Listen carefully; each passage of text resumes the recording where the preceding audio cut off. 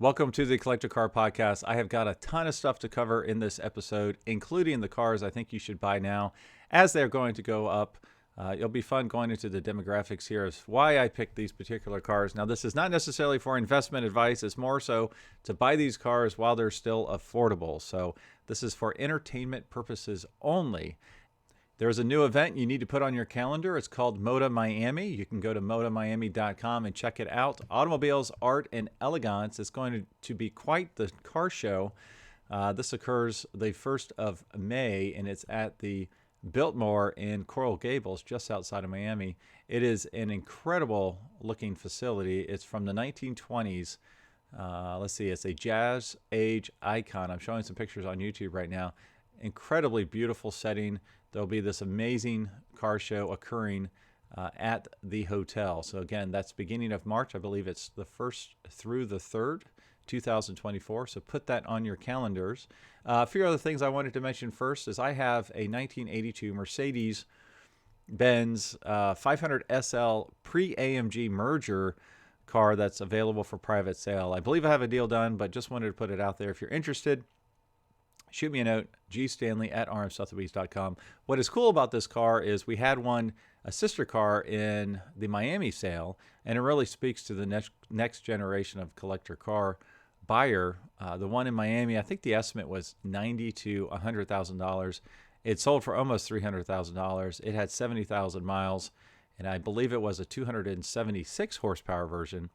The particular one I have for private sale has half of those miles, and it has the $6,800 upgrade to the 300 horsepower version. $6,800 back in 1982 was a ton of money. So some great provenance on the car, AMG documentation. Also, I do have a 1990 Fleetside 454 SS pickup truck that's available. It's in the wrapper. It still has the plastic on the seats from the factory, still has the window sticker taped to the window as it came out of the factory onto the dealer showroom floor. It is in that condition. And I'm looking for a Miura for a client. It doesn't have to be an SV, but just a stellar example. So again, gstanley@rmsotheby's.com. Now for today, I kind of wanted to dig into what's going on in the collector car market, and specifically the folks that are buying and will be kind of the powerhouse buyer in 5 years. So now the average age of buyers at collector car auctions has recently decreased from 62 years old to 58 years old. So it has gone down and continues to go down as that next generation comes on board. Now this buyer falls within the Generation X category. Now the Generation X spans from 1965 to 1980. I'm a Gen Xer myself. And in 5 years, because I want to look 5 years into the future, Generation X, their age range will be 48 to 63 years old, making them the most influential buyers in 2028 in the collector car market. Now, my goal for this podcast is to identify the cars that will appreciate the most in the next 5 years. Now, I am taking out some of the ones that we always talk about. I'll get to that in a second. I think this is kind of a tough exercise, as I believe the current collector car market peaked about 4 months ago. And you'll see in my numbers here, at least in the latest year, all the cars I think I'm talking about, and one or two are even negative, but they're all declined greatly when related to their 3-year trend. All right. Now, I do believe this valuation will continue to decline over the next 3 or 4 years. However, I believe the cars that I'm about to cover will buck this trend somewhat. They will either not decline as much or not as all. So they should beat the market. Now, I will be sure to revisit this list in 2028 to see how well I performed with my numbers. All right, so I need you to follow me on my thinking here. So I believe most car collectors seek the cars they desired when they were around 13 to 16 years old. Now, my only data point for this would be Jay Leno. So Jay Leno has about 188 cars, and by far the most cars he has in his collection are from 1966. And guess what happened in 1966? Jay was 16 years old. All right. Generation X turned 16 between 1981 and 1996. Now, that is not a stellar time in the automotive industry to kind of pull out some collector cars, but I worked hard on this and I pulled some out. Now, the median for this time frame is 1988 and a half. Now, I believe this is the era of cars Gen X will continue to pursue, which will result in record prices for these cars in 2028. All right, let's see. Now, like I said, I removed any of the cars we've already talked about, such as the 550 Maranello, the Diablo, the F40, 911s. I wanted to review some of the cars that may not already be on your radar. Now, I do have some honorable mentions that I wanted to get on this list, but there just wasn't enough room or time. Some of the honorable mentions include the Honda Prelude, the Acura Integra, BMW 318 Sport, any of the AMG Mercedes, the Boxer Spider, specifically the Spider version. Let's see, the Subaru WRX STIs and the Lancers. All right. Now, I did want to give a note on how these percentages work. I just had someone ask me about this. So I'm pulling up our first example. It's the 1995 BMW M3 Lightweight. So when I say that it's up in this example 4%, you can just, over the latest year, you can just visualize a bar graph line going slightly up 4% in valuation from the beginning of the year until now.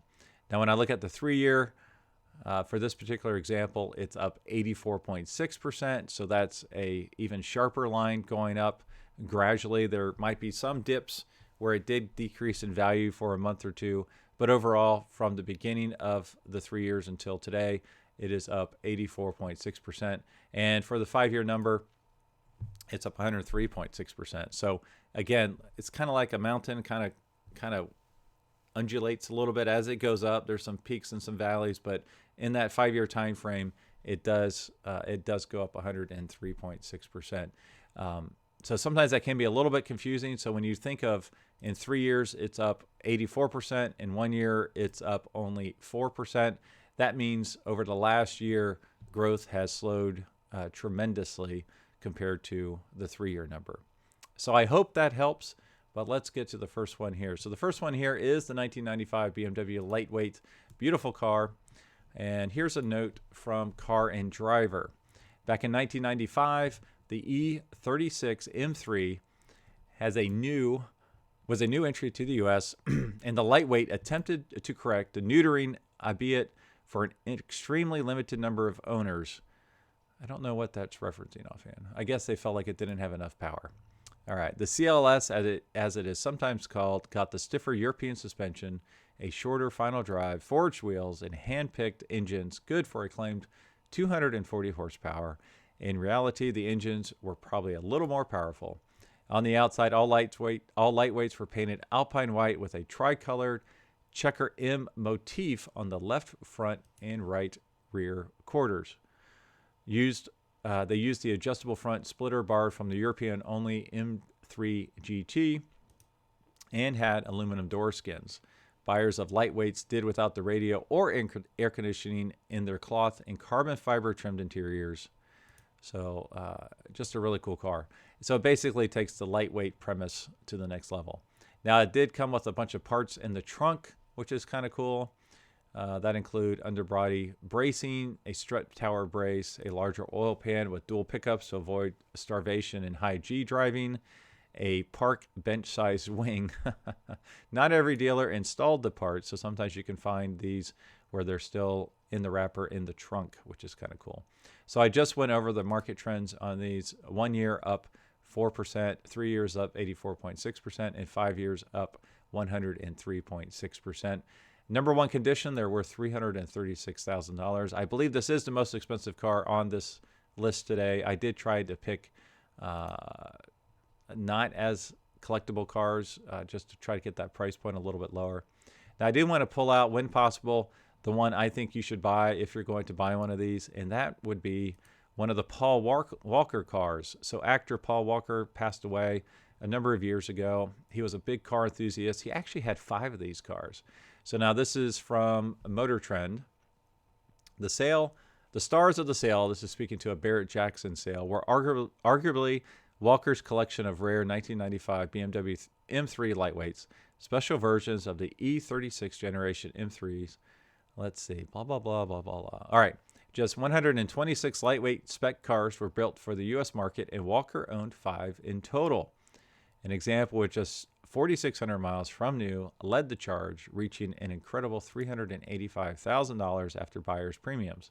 The other four lightweights sold between $220,000 and $258,000.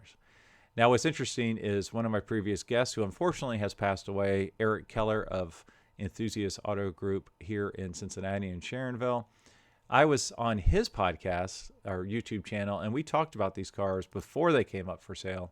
I'm sorry, right after they came up for sale. And he stated that the one that hit the buzzer at $385,000 was not the best car of those five. Yes, it did have 4,600 miles, but it had been raced and seriously hit in one of the corners and had some structural damage that needed to be fixed.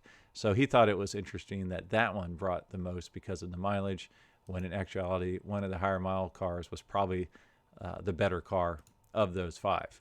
All right, next. Now, this is a car I wasn't familiar with until I started digging into this. 1992 to 1996 Ford Escort RS Cosworth.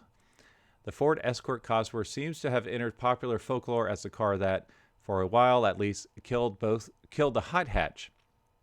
Here was a car so quick, so capable, and yet so desirable that the insurance company, through a hissy fit, made it all but insurable and applied the same policy to anything with a GTI badge on it. While history may record a black mark against the Escort Cosworth, anybody who ever drove it could understand frustrated young men wanted to get behind the wheel at any cost. It was good, even by today's standard, it more than shapes up, making tracking down a decent used example a fascinating experience. Now, this is from a website called RAC, and it's UK.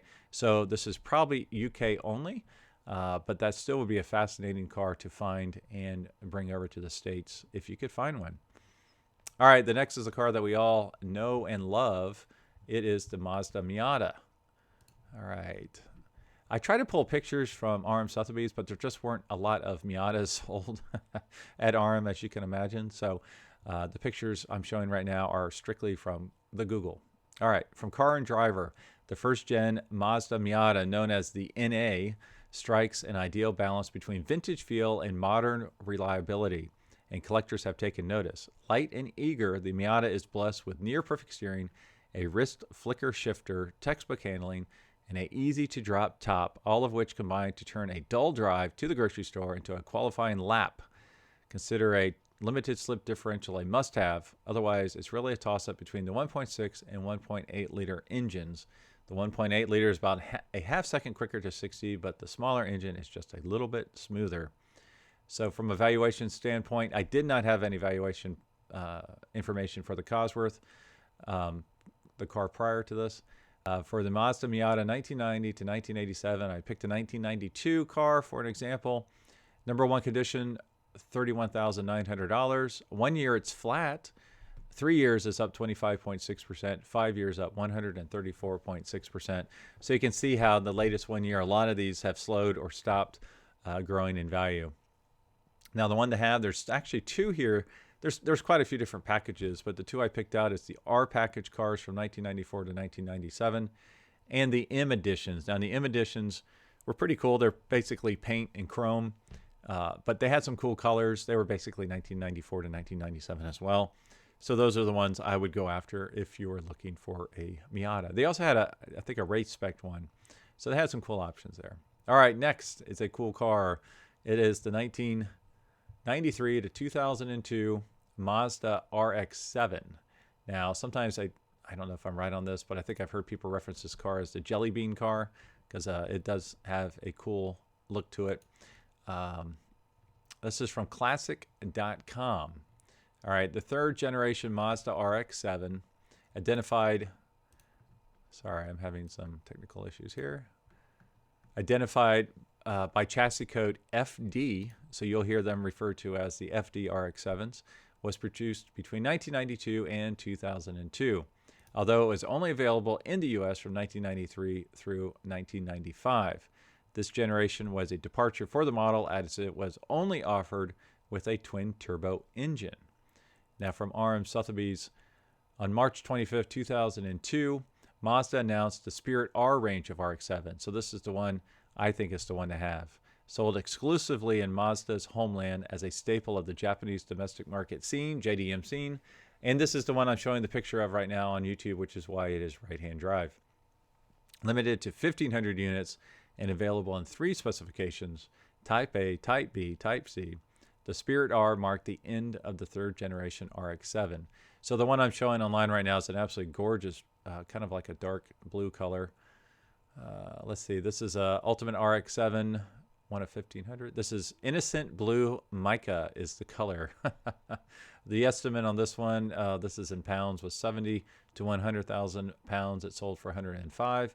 From a market trend perspective, valuation perspective, number one condition on a 1993 RX-7 is $81,900.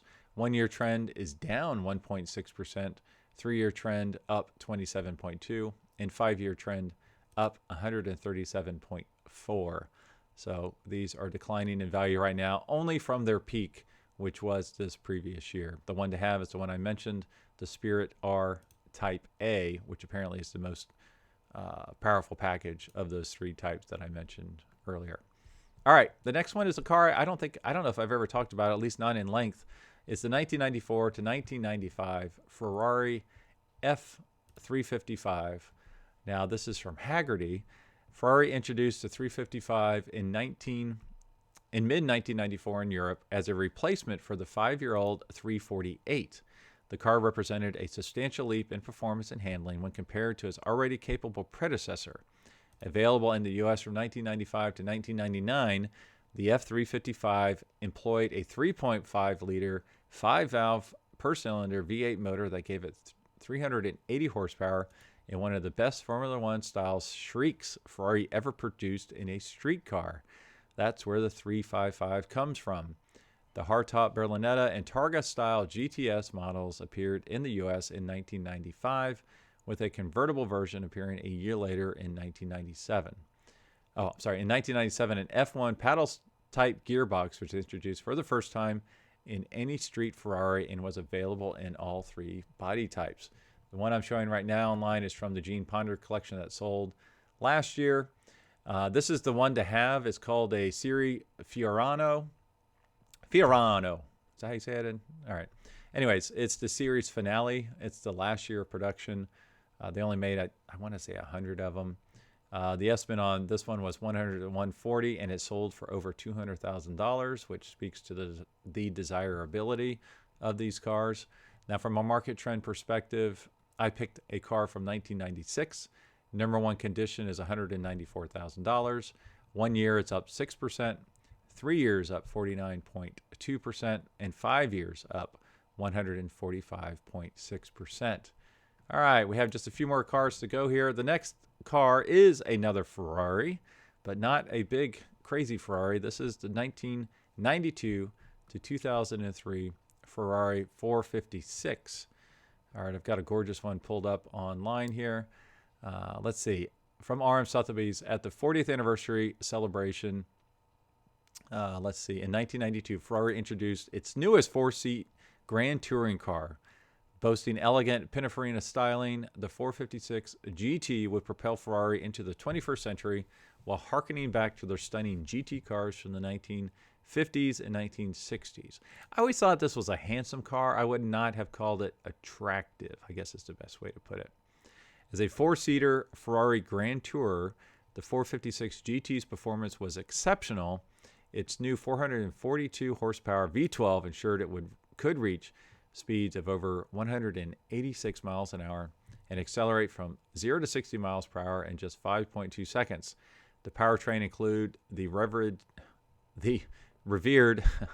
6-speed gated manual transaxle for ideal weight balance, while its suspension featured telescoping gas-filled shocks and a self-leveling rear axle for ultimate road holding at speed. All right, the 456 GT lately has been sought out by collectors for its superb Grand Touring capabilities, elegant styling, wonderful performance, and compliant suspension. So the example I'm showing right now is one of the 6-speed ones, which adds a ton of value. Let's see. For this example, I picked, from a valuation perspective, I picked a 1996 GTA, so that would be one of the automatics. That's not worth as much as the 6-speed. Number one condition, up $85,000. 1 year change, up 14.2%. 3 years, up 37.3%. And 5 years, up 39.5%. Not up nearly as much as its 6-speed counterpart. Now, the one to have would be one that went through the Skygaleti personalization program. So this is where they offer two-tone paint schemes and a lot of different cool stuff. So if you were to buy one, if you could find one of those, specifically a 6-speed with low mileage, that would be one to buy. All right, next we have 4 more cars to go. The next one is the 1992 to 1996 BMW 850 CSI. The picture I have on board online right now is one from Amelia Island. That's a really special one. All right, from RM Sotheby's, initially developed to be a standalone product of BMW's motorsport division, the E31 850 CSI was the marque's high-performance flagship model between 1991 and 1996. Exorbitantly priced and incredibly exclusive, just 225 examples were allotted for the U.S. market for the 1993 and 1994 model years, although all order slots were already filled by winter of 1993. At the heart of the 850 CSI is a V12, an incredibly smooth 5.6-liter engine delivering 380 horsepower. Compared to its original blueprint found in the standard 850, this power plant featured lighter pistons, a forged crankshaft, upgraded camshaft, retuned intake and exhaust, higher compression, and auxiliary engine coolers. An exclusive engine management system allowed for a gear-dependent variable rev limiter and selectable power maps. Wow, that is a lot. All right, let's see. So interestingly enough, the valuation for these, they did not have the CSI, so I had to base it on a 1996 CI. So this would not be the CSI, but still gives a general trend for values. So in number one condition, it's $89,000. 1 year trend is up 2%, 3 years up 32.6, and 5 years is up 69%. So the one I have online right now, I'm showing the picture of the VIN right now. This is the car to have, and it just sold at Amelia Island recently. It is serial number 00001. It was such a cool car in such immaculate shape, red, black leather interior. I think to me, it sold fairly cheap, honestly. Not cheap, but the estimate was $175 to $225. Yes, that's a ton of money. It sold for $218, but it's 0001. So I thought that was a really cool. It was the press car. If you were to have one, this is the one to have for sure. All right, next, we've got 3 more to go. Next is the 1991 to 1995 Toyota MR2. I've never been a huge fan of these. I always liked the generation prior that's a little more wedgy. Let's see, from Haggerty, pop-up headlights at the front, T-top roof in the middle, and a big sweeping wing at the back. When it comes to 1990 sports car charm, you can't do much better than the second generation MR2. The SW20, as it is commonly known, or the Mark II is more familiarity, is a product of a simpler sports car era. Its mid-engine featherweight gets by without traction control, ABS, or power steering. Now, the one that I have on here for some reason is a right-hand drive. Not quite sure.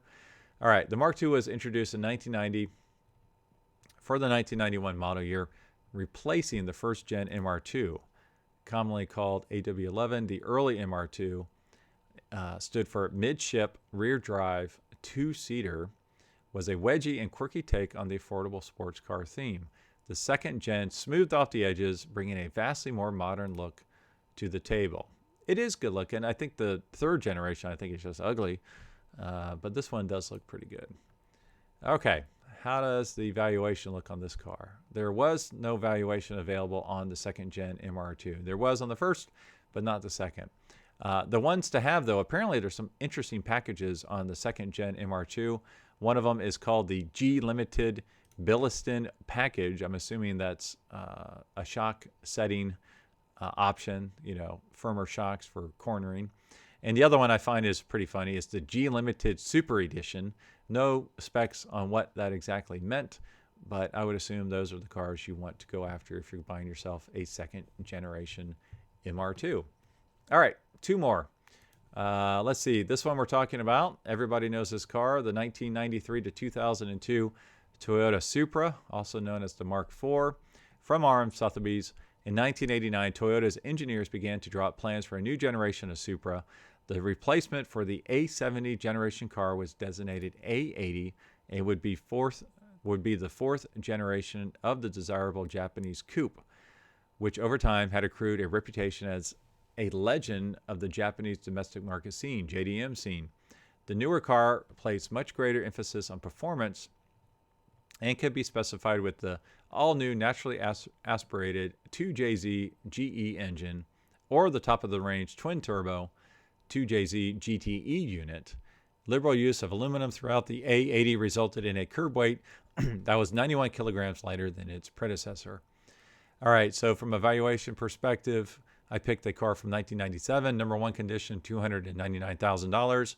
1 year up 45.1%, 3 years up 115.1%, and 5 years up 223.6%. The one to have would be the 15th anniversary. I do have a picture of that car that was sold at RM Sotheby's recently.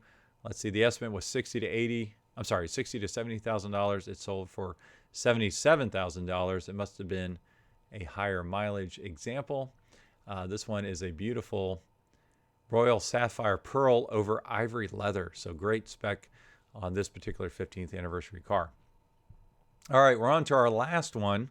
Now, this is one you might not know about. It's the 1993 to 2002 Pontiac Firebird Firehawk.